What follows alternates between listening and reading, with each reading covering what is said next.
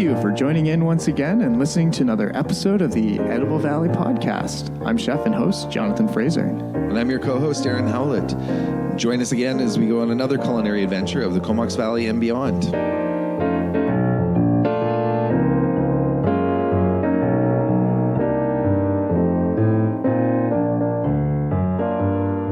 Thanks again for joining us. This is episode 153 from Clever Crow Farm.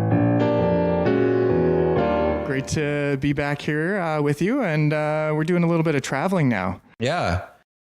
This is, the fourth or fifth episode since we've been mobile? Yeah, I think the fourth or fifth episode. I think we're kind of on a farm tour. Yeah. Is what we've been up to lately. Yep. I think this is sort of a bit of an example of what we were aiming to do. What the whole idea of going mobile was to be able to go out to some of these local farms and take a look at what's going on the field, so to speak, or see what's happening. And so, of course, we brought in our two favorite guinea pigs. And we have Brian and Lia today from Clever Crow Farm and every other amazing thing that you guys are doing up here. And my old neighbors, which I miss so much. Like I miss the old days when we got to hang out on the back patio after a hard night of working in the kitchen. But it's I thought it'd be great just to come out. And we talked about this a couple of times, just coming out and sitting down in your store and talking about what you guys are up to.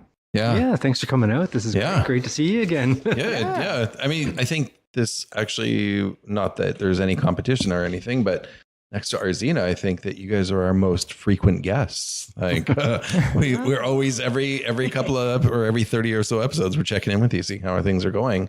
And I have to say, this is my first time at Clever Crow, and I am thoroughly impressed. Like, this is amazing what you guys have going on here. Well, thank you. Yeah, love what's going on. We just did a little tour of the property. You guys are just in planting season and just sort of getting the greenhouses going. And maybe we should let you guys just talk about what's happening on the farm right now. I guess Brian's the guy to focus on. Yeah, I got lots of sort of planting stuff going on, sort of in my polytunnels. I'm sort of getting rid of the stuff that's overwintered and starting to replant with the spring stuff. And even in some of the fields, I just planted some spinach and seeded some radishes that should be pretty hardy. I'll probably cover them up over the evenings and let them go during the day. But I've got lots of tomatoes going, potting them up yesterday. And lots of stuff going on. The greenhouses are filling up. I see you're hard at work with a rototiller. Yep. Had a bit of sweat going there when we walked in today. So how's that going? Like how much, I don't know if we've actually ever talked about this because we've talked about the salts, but I don't think we've actually got to talk about your farm here. How about we just give everyone just where you guys are located? Sure.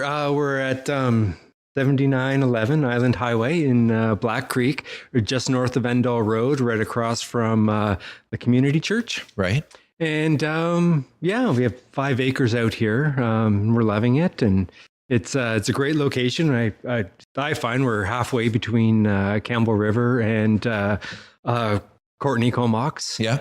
So that's great. 2 different markets to kind of reach out to. And we're so far away from either of them, but we have, we're on the Oyster River water system, which is great for us. It was made it so easy to put in the commercial kitchen, which is a big part of our business. That we want to grow. Beautiful. So we're actually recording out of this kitchen and it's absolutely beautiful here. I love it.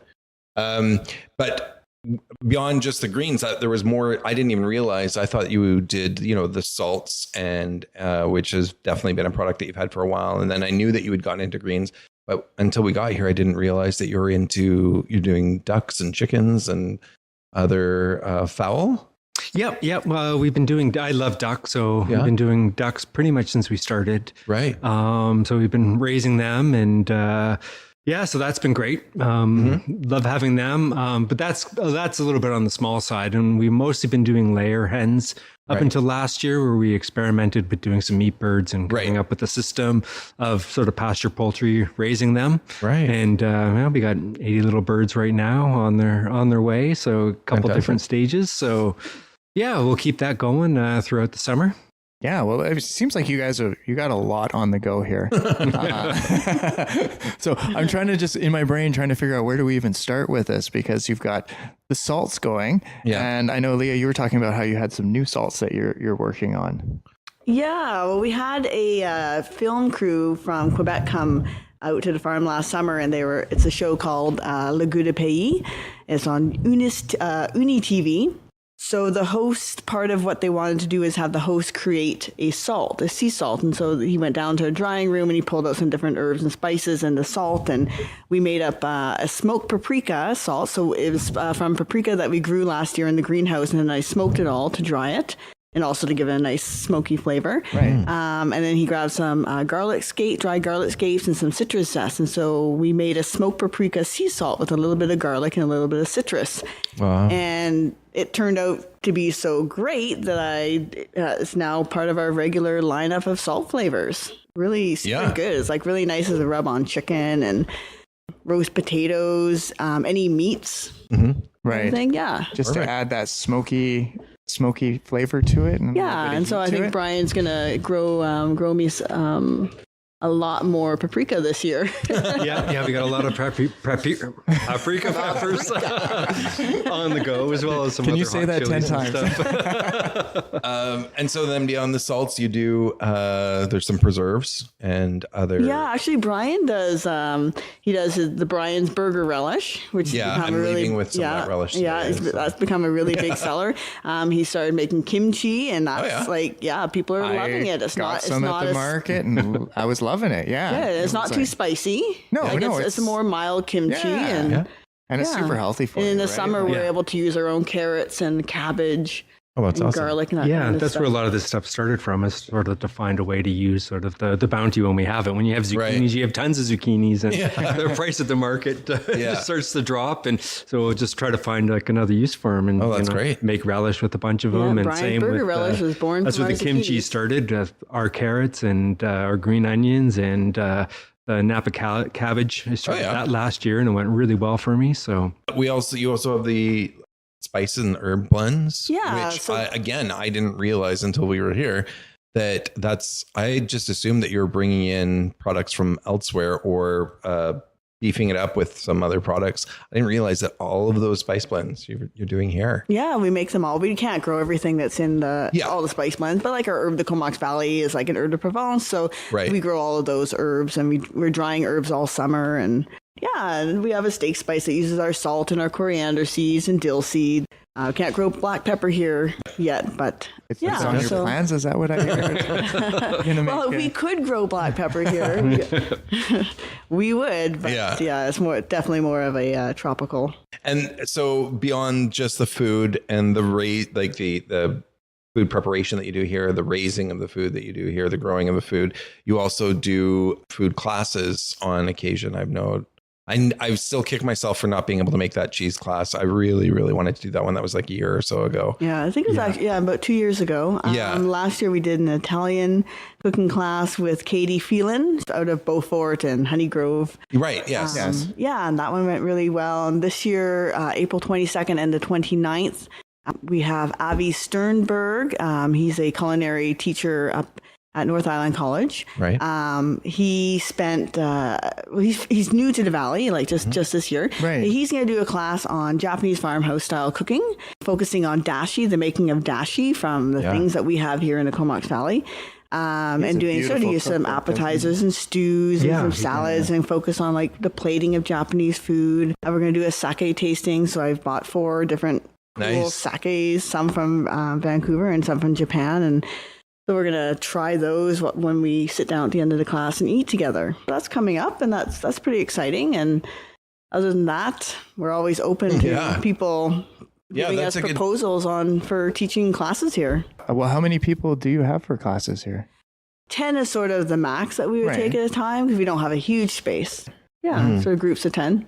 So I guess you sort of break down the whole store. Is that how this works? Or I'm just looking, it's kind of neat actually to have this podcast to be here in the store and in the kitchen together. So I can be like, because like you guys got this amazing selection of cookbooks here. Like I know Darren was eyeing them all up when you walked in. And lots of great little cooking paraphernalia, little like kitchen gadgets that are definitely required. I was really surprised at how much you have here. And you've got lots of great products, and we were just going over all those herbs and spices and stuff like that. So I'm just trying to imagine when people come in here for a cooking class. So we just sort of we kind of move the big those big racks. We sort of slide them out of the way. We put some chairs around. The cooking class is done around the stainless steel counters. It works. Yeah. Right. Yep. And then whenever we do the dinner, if it's outside, if the weather's great, then we set up a big long table outside and fancy it up as best we can here. And if not, then we just move everything out of the center of the kitchen, and then we set up a table there. Right there. Eat in the middle of the kitchen. And who plays the piano? Brian. Hardly. Yeah, neither of us really. But occasionally we have people who come in. Oh, I wish I could remember the guy's name. Something Fingers. He's from Vancouver. He came in and asked if he could play the piano. He didn't tell me who he was. I was like, sure. His wife did some shopping. He was like this amazing jazz pianist. Oh, you're kidding. He just played for about 20 minutes. And then on his way out, I was like, what's your name? And then he told me, and right now I can't remember, but Fingers was in the name. Interesting. And then I Googled him, and he's like super big in Vancouver. Big famous piano player. Oh, yeah. There we go. So it's here for anyone to play. So, I just thought it was something to break up the drying room from the kitchen. No, it came with the house from 1935. Yeah. So we've talked now about the things that you do have. What kind of things are you working on, whether that's growing or whether that's new food products or new upcoming classes? What's to come? I don't know. Getting through the summer. Yeah, I guess. Yeah, the summer's always big. So then we go into doing usually 3 markets a week, and we have the farm stores busy. Lots of people come here now. Right. And then, we're selling between 8 and 10 different restaurants every week. So we have What are you supplying the restaurants a lot with? of greens. I was going to say, I think we covered this in the last one. Salad mix. Great. Yeah. I know I was getting quite a nice supply from you. Yeah. You remember what I was getting greens from you and some other things, I think. And it was fabulous. Every once in a while, I just would text you. I like to text the chefs. And I'm like, this is what we have. Who wants it? Yeah. It was great because Lia would be like, what are you doing? And I'm like, I don't know. Do you need this? I'm like, yes, I do. That's perfect. Yes. I'm like, okay, I'll meet you back in half an hour. Yeah. So it was great just to get these. And it was great because you have these fresh vegetables and greens and all these wonderful things from you guys. And then to be able to turn around and like an hour later, be able to serve the customer this fresh off the farm that's only 10 minutes away. Yeah. That's a neat feeling to be able to do that. Yeah, that's fantastic. And things must be going well for you. I mean, I can only assume just because I've always seen this place from Facebook photos. I hadn't actually visited the farm. But it seems to be much bigger than the Facebook photos showed. And not only that, but just the fact that you've taken your, the again, most recent Facebook photos where you had taken your greens washing station, which was considerably smaller, and now you're turning it into a full scale. Yeah, so I can only assume that means things are going well. Yeah, we got given a washing machine, and Brian has converted it. I've cut it up and ripped it apart and rewired it and turned it into a large salad spinner. Because the greens we just do them in the kitchen here. Right. So they would come in with the dirty totes, and then they would go into the sink, and then they go through the 3 sinks, and then to the salad spinner, and then all get piled up on the counter. So we just come up with a better, then bagged and So it looks like a big operation now. Yeah, so we've come up. We have like the 2 sinks out there, and then a rinsing sink with the rinse them out a bit before they go into the salad spinner, and then the large washing machine salad spinner where a large tote spins around in the washing machine and spinning all the water out. And then so the flow of food comes from outside to a gravel area, and then they get dumped into the sinks, which is on a concrete pad, which we can keep nice and clean. Right. And then from there, it'll progressively move closer and closer to the walk-in cooler. So then they'll just get bagged and into the walk-in cooler. And that's brilliant. From there, then the bags can come out individually, come in here and get bagged up as we need them. So it'll streamline that whole process and make that a lot better. That's fantastic. Yeah. And I think, sorry, I was just going to say, and is it still just the 2 of you with some seasonal help? Yes. Wow. Yeah. So last year we started using a website called workaway.com and helpx.com. And it's just sort of matching travelers from all over the world who are interested in doing some farm work, or it can be anything. It can be if you need your house painted. You can go on this website and you can find something. They're into wanting a cultural stay, so they want to meet a Canadian family, and they want sort of more of a family setting to stay in and get to eat some home cooked meals. And in trade for that, so in trade for room and board, they'll work 6 hours a day. That's amazing. Yeah, for whatever you need being done. And so that was very helpful to us last year. So a couple times we had 2 people at a time. Mostly it was just singles, and staying between 2 and 3 weeks. Yeah. Staying between 2 and 3 weeks at a time. And it just, we would never have done it without them. Wow, that's amazing. Yeah. I didn't even know something like that existed. That's great. No, it's great. It's a wonderful experience because you have them here, especially when you have 2 of them. And, we just work real hard all morning. And then we can, in the middle of the summer, go down to the Solom River or up to the Oyster River potholes and jump in and have a swim in the afternoon. We can actually get the day done while there's still still some time to go for a swim. You can still enjoy the surrounding area, some of it. So, not working the whole time. Yeah, and whenever we have 2 of them, one person works inside with me and one is outside with Brian, and then the next day they switch. Oh yeah. So everyone's learning a variety of things and just getting lots of good work done. It must be great for you because they must bring something for you. I mean, something to the table as well that you can learn from them, right? Is that what you're finding? Like you were talking about your whole setting up the shop here the other day. Oh, yes. Yes, we had the lovely young guy from Germany stay with us a few weeks ago, and he was really keen on wanting to change things around in the store, and that he had taken marketing and various studies in university that he had just finished. And I said, well, go for it. Spend 3 hours and rearrange my store for me. Oh, wow. And so he did, and he moved like all the kind of little gift boxes, moved them closer to the cash area. And he's like, and the next day someone bought a gift box. Oh, you're kidding? And I was like, oh, and it was like right in front of him. So he was like all super stoked. See, it works. And so anyways, that was just kind of a fun experience, because who doesn't want someone to come in and change up their store for them? It's kind of, I'm sort of in awe right now because it's kind of fun. And it's nice that like we haven't had a chance to sit down in the longest time. So kind of nice to catch up. And it was great to do that little farm tour and just see what's happening out here. Yeah, so rather than growing a lot of new stuff this year, we're looking at sort of doing what we've been growing the best and what we've had the most success with. And salad greens is one thing that I haven't been able to produce enough to sort of for the market and for the restaurants and for everyone who wants them for the farm stand here. So that's something that I'm working on growing a lot more of this year, as well as I have a bit of a love-hate relationship with carrots.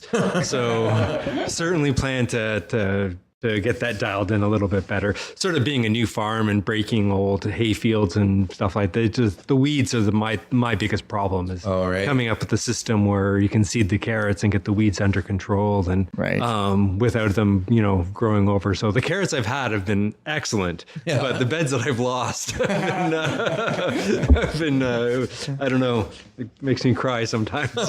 Tilling in carrots that are only, a bed that's only like half full of carrots. And, so between the germination and stuff, but I've slowly been working on that. So plan to do a lot more of that. And spinach, I got a lot of spinach coming up. I've been seeding lots of spinach and we've started planting it. So that's one that, tons of people are always asking for. So good. Working on doing that a lot more, and radishes and so sort of focusing on things that we do really well and things that I can process and or things that have worked for me in the past of processing. So the Napa cabbage and for the kimchi and the zucchinis for the burger relish and awesome. So a lot, just doing a lot more of the same dialing stuff. In sort of what's been working for us. But you guys already have a lot of products. You don't need to really be moving into. I mean, it's curious and interesting to see what you've got cooking next. But the fact is, just being able to maintain what you do make already is that's quite a feat in itself. It is. Like I was even doing some bread for a while, and we kind of had to drop that because it's just too much, and haven't been consistent about it. So where would you find the time? Pretty much. It was one thing when we first started, but now as we sort of growing and adding all this stuff to it, now it's time to look at what's, really is working for us. So great. So have you been doing any preserving of any meats lately since our last episode? Just put that pressure on you. No, I haven't really. Just some duck prosciutto. I've done a little bit of that. And, nice. So I haven't really done too much. Yeah. You're going to be part of the charcuterie workshop. Yeah, the Chefs Association's doing that charcuterie workshop April. I don't know. It's April. Second week in April, I think. April The Sunday, Monday. 15th, 16th. 15th, 16th. That sounds about right, I think. It's horrible. I'm here with if you go to the North Vancouver Island Chefs Association website, I believe there's a link there. So yeah. How's that, Mike? And that's good. Are you the president of the association? No, I stepped okay, down. all right. I'm off the hook now. You are. If this was a year ago, I'd be in trouble. But great. Okay, so we know everybody knows where to find you. You'd given us your address already, but how do people find you otherwise if they want to contact you before coming out here or just check in with you before? Get into a cooking class or such. Yeah. They can always send us an email at clevercrowfarm@gmail.com. They can give me a call at 250-465-0448. Okay. See if we're open, see if we have what you're looking for. Right. Find out about upcoming classes. You can be put on a list where I can email you when things happen. And it is our goal, hopefully over the next 5 years, to really have some consistency in the cooking classes. And, Right. And have a regular sort of schedule, maybe something once a month. That's like that's a goal. It's a dream. Right. So I would like to use this space more. Yeah. Bring people out here. You got this beautiful spot, so why not bring people? And it truly is beautiful. Yeah. Like I would absolutely love to take spend a day here learning to cook something specific. It's beautiful. Anytime, Darren. All right. Well, I guess we could probably stay here all day and chat, and I think And we probably will, but maybe after we put the mics down. Yeah. So thank you so much for sitting down and chatting with us, and we'll definitely be back again. Don't worry. We'll make sure I'll bring my power cord next time. Well, great. It's awesome that you're here. Mobile. Yeah. Came out here, and look forward to seeing you again. Yeah, right. No, we're excited. And thank you for tuning in to another episode of the Edible Valley podcast. If we haven't covered something here that, please get in touch with us. You can find us on Facebook. You can find us on Twitter. You can find us in a lot of places. We always love to hear feedback from our listeners, and especially from you, just for you to give us a little 2 cents of how you feel about the podcast, what you'd like to see. Maybe something we missed that we didn't cover that you want more details on. Yeah, because I'd like just to say, if there's anyone out there that is doing this currently or is about to get into this or knows someone who's doing one of these few things, we would love to talk to you. So I'm looking for anyone who's in a restaurant, who's opening up a new restaurant and getting going. New caterers out there. I know people always get into catering. And it always moves on to something else, but it's really nice to meet up with these people and find out what they're offering and what they can give to people. New producers, which is always great because there's been so many wonderful people that we've run into in this time that have grown their businesses, and it's really neat to see them start off from just really small things and how they progress. And we'd like to know their story of how they got into it. And don't forget, farmers. Yeah. Nothing better than knowing the people that are working with the lands, or even in our case, in the water. Those farmers out there, we'd love to talk to you. And of course, we're always into new events there's so much happening in this community with that. And there's a lot of stuff that we never get a chance to talk about. And then, of course, if you're a food group or a foodie just in general, we'd love to talk to you and find out what some of your favorite foods are. Yeah, even if you do those sort of foodie dinner groups, we would love to talk to you. Want to know about your dinner groups and get some ideas, get some talking going about what's going on out there in the smaller venues, not just the big venues. And of course, we're putting up some recipes, some audio recipes for people to follow along. So if you're interested in any of that, we've got that all here at the Edible Valley Podcast. Thanks to everybody that's helped us get here so far, all of our sponsors. As you know, with us stepping out and taking this in that new, more liberating direction, we are looking for new sponsors. We're a new sort of show with a new direction. So it's time to start anew. And we would love to get out there and talk to you or discuss anything further if you want to be a part of the show. If you could just send us an email at the Edible Valley at gmail.com. You can get us at Twitter at Edible Valley, Facebook at the Edible Valley Podcast. And once again, remember, keep it fresh, keep it flavorful, and keep it fun. Thanks for listening to the Edible Valley Podcast.